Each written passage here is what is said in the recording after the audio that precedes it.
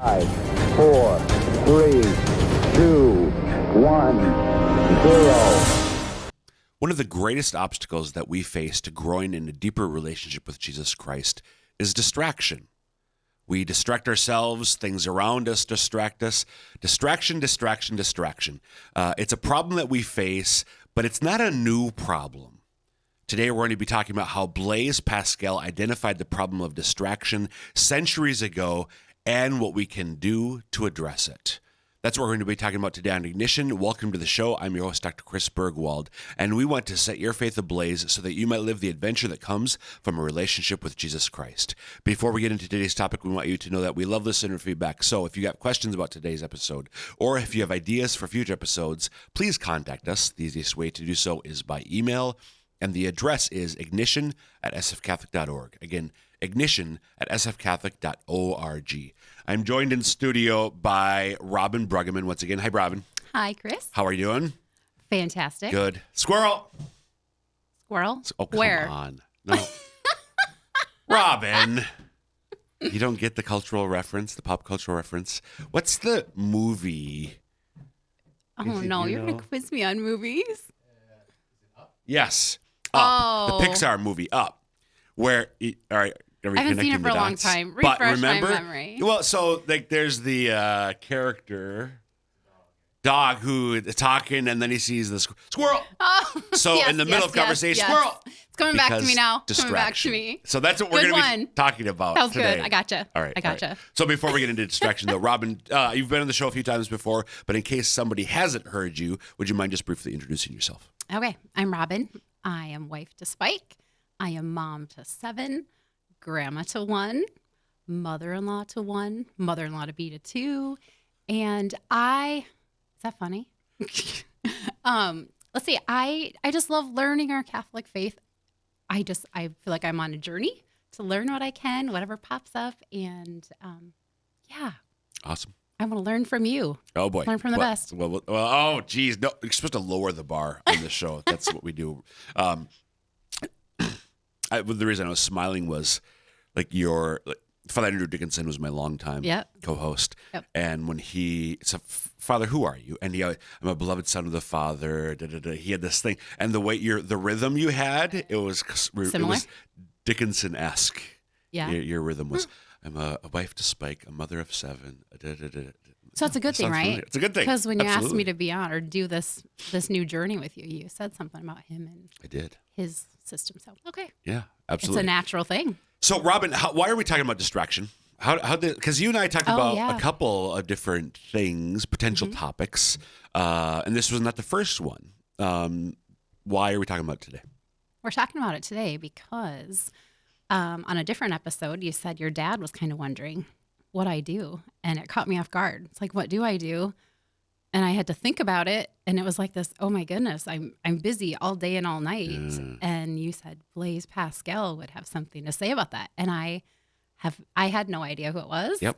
And so I've been getting a little bit of tutoring from you lately, and I want to know more. So, right. So, and I was so, I can't believe I haven't talked about this. I don't think I have talked about this on Ignition before, which is really surprising because just in the recent past, this has become really powerful and exciting for me personally. So, a little about Blaise Pascal first, and then about the book that I'm holding, and then we'll get into the topic. So I know that you've also been doing a little bit of research on Blaise. So I've not read biographies of Pascal. I know just a little bit about the guy, so feel free to correct or compliment. Like add to. Now, you can compliment me, like good job, Chris, or add to. I can do that, yeah. What I'm going to say.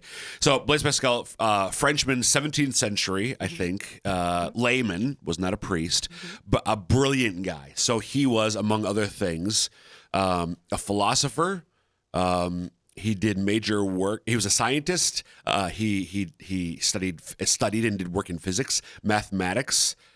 Especially Peter Kraft, we'll tell you about him in a minute, tells us especially about probability theory. He invented the world's first working computer, vacuum cleaner, and public transportation system. Seriously? Vacuum cleaner, Mom. Oh my goodness.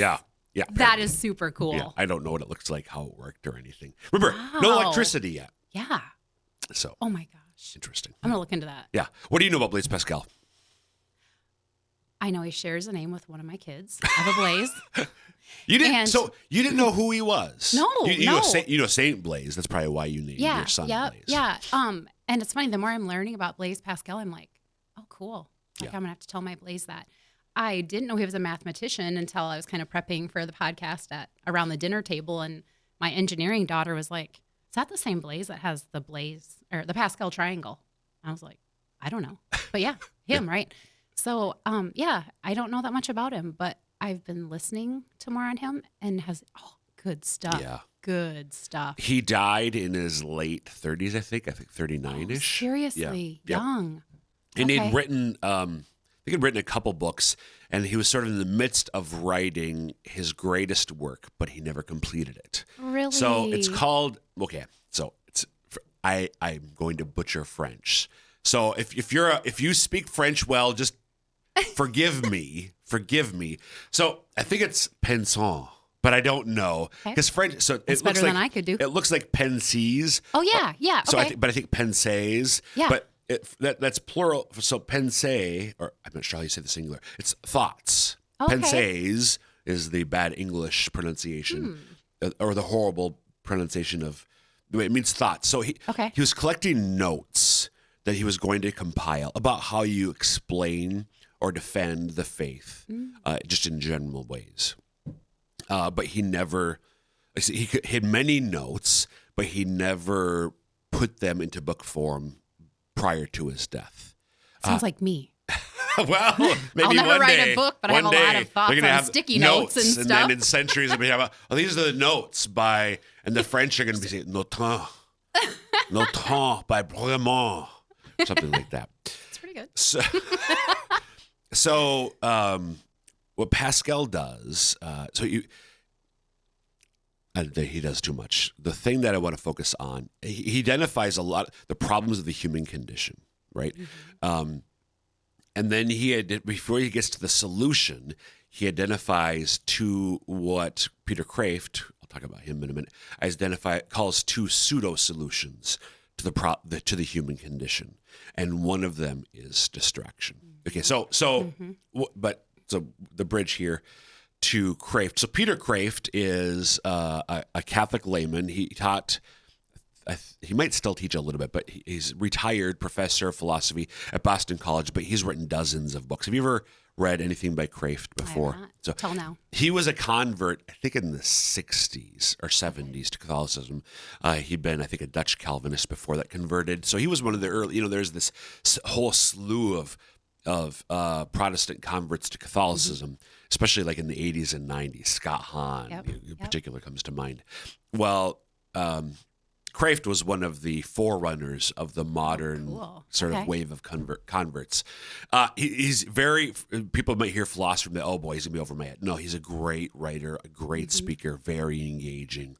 And he wrote a book called Christianity for Modern Pagans, Pascal's Pensées, edited, outlined, and explained. So what he did in this book is he takes, not all, but a number of what he thinks are the most important thoughts of Pascal, and sort of puts them in an order, and then he offers some commentary on each of them. Yep. So that's what he did with this book, Christianity for Modern Pagans. So, Robyn, I picked this book up like 15 years ago. The title, especially in my work, Christianity for Modern Pagans, increasingly, people are either not familiar at all with Christianity, or even if they're raised with the Christian faith, they're not really familiar with Jesus Christ and his teachings. Right. Have sort of just a very minimal, not even basic, like a minimal understanding, and oftentimes misunderstanding of Christianity in general, Catholicism in particular. I thought this would be a great book, because I didn't tell you about this.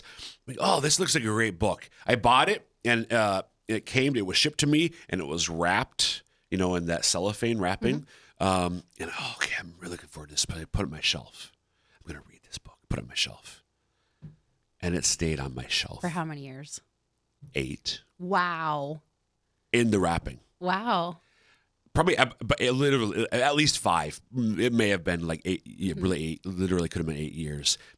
I thought, so I took the cellophane off like 8 years later, and I read the first couple pages. Oh, this looks really good. first couple pages, I got to read this book. Put it back on the shelf. It was all in God's timing It of stayed when it there. was supposed to. It stayed there intrigue for you. more years. Yeah. So it was probably about 4 or 5 years ago now that once again I see this book and I started reading it again, and this time, it was God's timing. It just grabbed me. So this you've is read the whole thing now. so I did read it through. I mean, and you have I see you have your little I noted notes it all and stuff up. and what you gave me a copy of. So I love this book. So folks,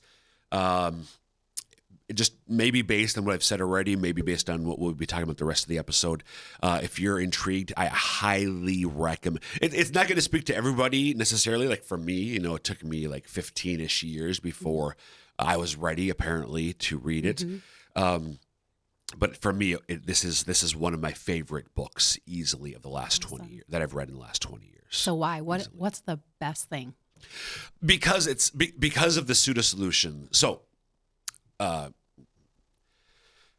besides distraction, which we're going to focus on, Pascal had identified distraction and indifference as the two of the greatest problems facing the spread of Christianity in the modern era. And for him, that was the 17th century. Yeah, isn't that amazing? It is because, so Kraft says, and I think he's right, that Pascal was actually ahead of his time. Yeah. Because as true as that may have been back then, it's way even more applicable now. so true today. Yes. Indifference, like indifferentism, like if when you talk about what difference your faith makes in your life, what difference God, Jesus Christ, makes in your life, so often people are like, Bishop Barron talks about MEH, period. Meh. Meh. Lukewarm. People are indifferent, lukewarm. Yep. Exactly. Yeah. And Pascal had identified that together with distraction as two significant problems facing Christianity in the modern era. That's why. So he names it, and then he talks about, just in beautiful language, the problems before that, what we're trying to respond to by, and then how we distract ourselves or we're indifferent, but then what the real solution is. But the other thing too, early on, Kraft talks about what Pascal does.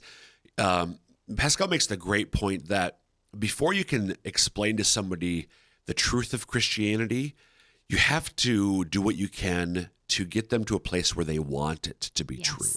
Yes. And I think it's so important. I mean, just for me, like being convicted 25 some years ago about the truth of our faith.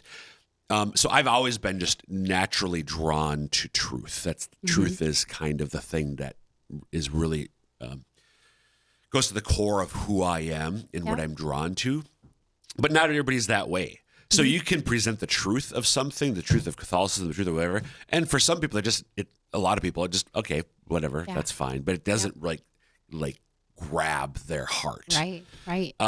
So we can have the most eloquent and logical explanation of Christianity in general, or Catholicism in particular, the defense explanation of why it's true, and that for a lot of people, that's not going to grab their heart. That's not going to arrest their attention. Right. So Pascal's point way back then was, first you have to entice them. You have to talk about the faith in such a way where they want it to be true. They want what you have. Exactly. Too. Yeah. Yep. So that's probably another reason. That makes sense. Yeah. Yeah, totally. Okay. And I was so amazed, and what I started looking into just to kind of prepare myself a little bit for today, at how incredible it is that what Blaise Pascal, his thoughts and what he wrote on, or his little pieces that he wrote that were put into this book, are so applicable today, even more applicable today. Oh yeah. It blows my mind, and it is so cool that we can take his wisdom and use it today. That's awesome. Amen. So let's look at what Kraft and Pascal have to say about distraction. But before we do that, if you're just tuning in, welcome to Ignition. I'm your host, Dr. Chris Bergwald, talking with Robyn Bruggeman today. Robyn Bruggeman. Or you could be Robyn Kranz. Yes. Which one would you prefer? Half and half. Half and half. Okay. How about Robyn Bruggeman? The R. I just realized you're both R's. Yes. Renee, I just almost did it. Renee Kranz, Robyn Bruggeman, Renee Leach has been a long time. Oh. Was Yeah. a long time guest. So let's try that again. Your name is what? Who are you? Who am I? Robyn Bruggeman. Robyn Bruggeman. So we're talking about what Kraft has to say about Pascal about distraction. Yep. I actually want to start with something that I did not give you. So this is yikes. This is But good Kraft. stuff. No, you're gonna Okay. love it.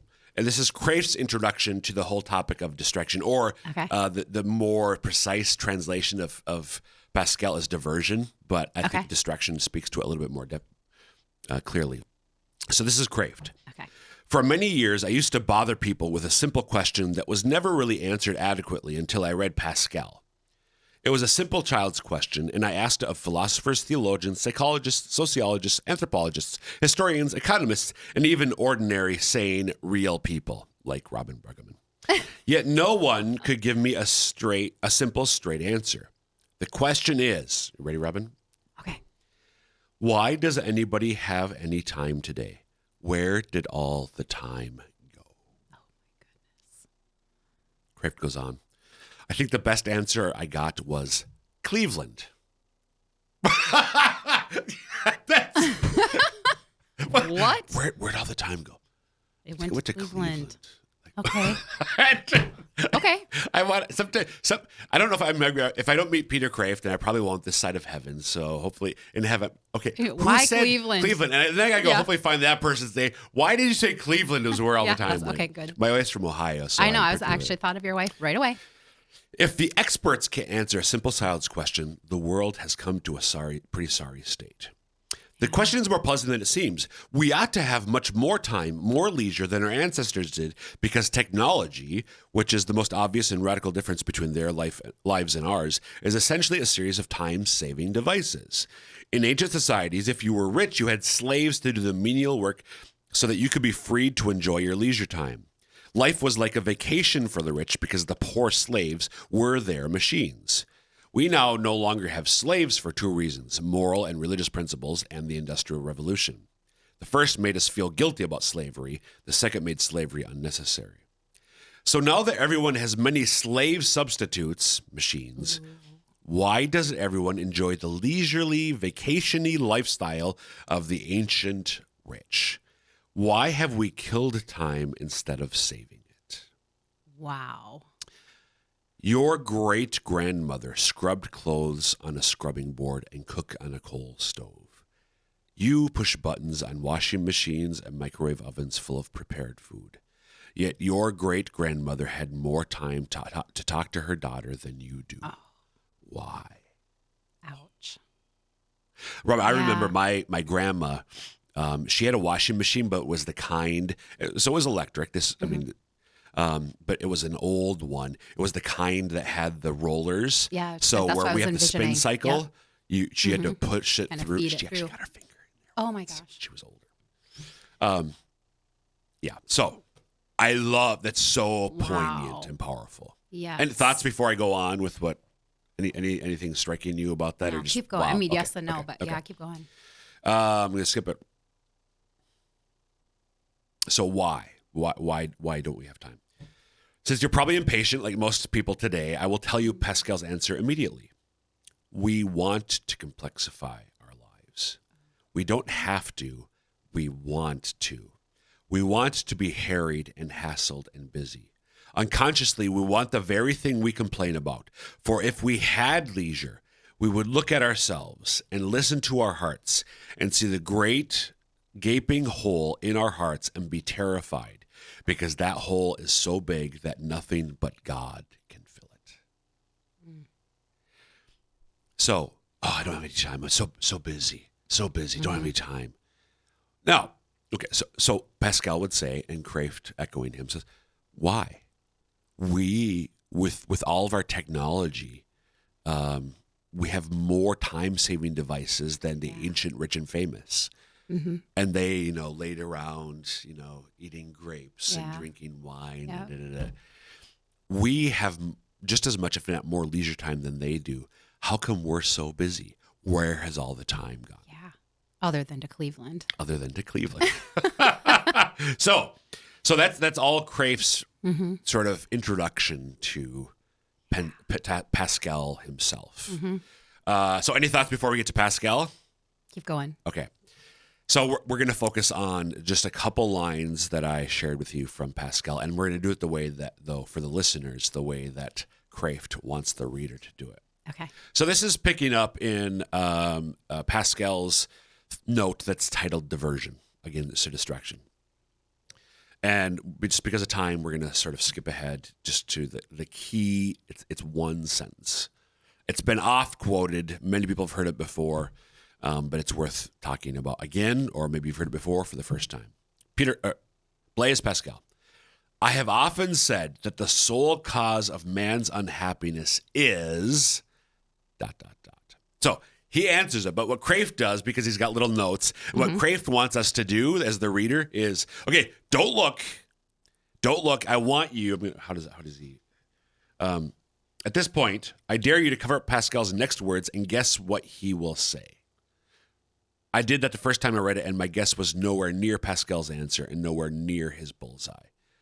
And Kraft goes on. So I think, Robyn, I think you know what the answer is. But if we're opposed to just the Joe or Jane on the street, the sole cause of man's unhappiness, we could come up with all sorts of things. Christians probably say things like true things like sin, separation from God, whatever, selfishness, things like that. So there's a lot of true answers to fill in this, true ways to fill in this blank. But Pascal's is particularly poignant to me. So any comments before I reveal? Tell us what he says. I have often said that the sole cause of man's unhappiness is that he does not know how to stay quietly in his room. He does not know how to stay quietly in his room. What? Yeah. What does that mean to you? When you read that, how did that strike you? I wasn't surprised by, because it's like you hear that and you're like, yeah, we don't know how to just be, to just sit and just be, because we live these busy lives. I don't even like the word busy. I know. Yeah, but it's such a no-brainer. Just like, yeah, let's all just stop and just think, wow, can we just sit and be with ourselves? Can we? Kraft talks about how he sort of took Pascal up. He took it as a dare. So he went to a dark room in his house. He set a timer outside the door, and just tried to sit and be with himself and not think about anything. Just be. Yep. Not let your mind wander. Just be. Yep. And he said after certain times, it's got to be close to it. And so he said it'd be like 10. It was 10 minutes. Yeah. I heard him talk on it. Yeah. And then he did it again. And I think we should all try it. I haven't. So I read this book 5 years ago. I still have not. Oh, you haven't tried it yet? Done the dare. I still haven't. Have you done it? Yes, you just no. described it. Okay. Yeah. Or just heard about this. Yeah. But I think that you should dare your listeners to try it. So walk us through that, Robyn. How do we oh my goodness, take up Pascal on the dare? Like, how would we do that? Like, yeah, I would. Like, you mean like really? How do we do it? Just like find a quiet inner place in your home, dark. Dark. Set the timer outside of like Kraft did, and just try to just sit and try not to let your mind wander on your to-dos, on what is keeping you busy, on the distractions, the diversions, which Pascal would call them, and just wow. Like, I listened to on a YouTube on that author after you tipped me off to him, and he said, people that are in prison, the worst thing to them is getting put in solitary confinement. And if you think about it, wow, nobody, do we want to be alone? Now, as a mom, I don't want to say busy, but mom, I remember the years of just craving silence. And now I'm to a point where I can kind of do that, but it's still like, what do I do? Like, how do I just sit and just be And I think that's the world we live in. Yep. So Yep. I think we should all try it. Just Just part of try that. it. Part of that is that we are made to be in relationship, so that is Yes. part of it. But today in particular, but even in the 17th century, we'd sort of made it worse Yeah. by today. What we do, we fill our lives with noise. Busifying. We busify. We Busified busify. ourselves. There we go. I love to make up words. That might be the title of this episode. Busify yourself, or stop busifying yourself. Something like that. But we all do it. We totally do. We know we do it, but yet we don't know we do it. But we do it. Right. We do it to ourselves. And even and it's, I think it'd be easy for us who take our Christian Catholic faith seriously, like, oh yeah, people who, they're afraid of God or they're running from God. But no, even people like myself, perhaps like yourself, who seek and long for a deeper relationship with God. We can, because we're still sinners, we can, but, and I'll fill my day. I don't. I'm getting better at it, but still, I still have the temptation to fill my day with noise. Yeah. We all do. So, Robyn, we got about a minute left. I've been so talking. fast. I know. Unlike Crafe's dare of sitting, this went really fast. So, any kind of like things to tie this together for our listeners? Any advice you might give? Any other comments in light of No. Pascal and Crafe?